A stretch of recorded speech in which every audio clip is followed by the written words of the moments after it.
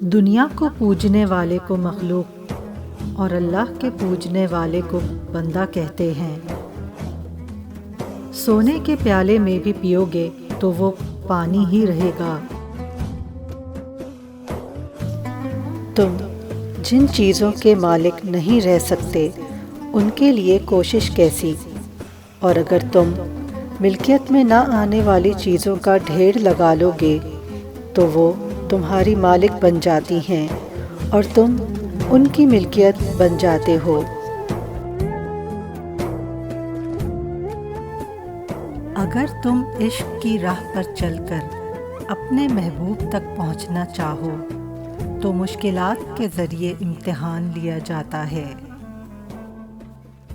عشق دل کی زکوٰۃ ہے۔ طبیب عزرائیل کے وکیل ہوتے ہیں۔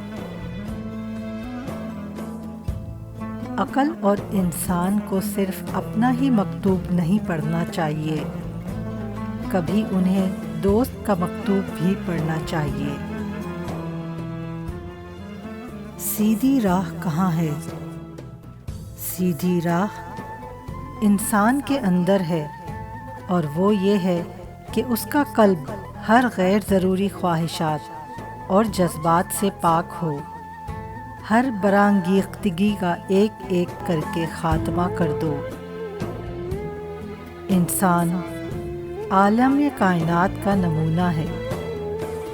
جو کچھ بھی کائنات کی کتابوں میں لکھا ہوا ہے انسان سے پڑھا جا سکتا ہے۔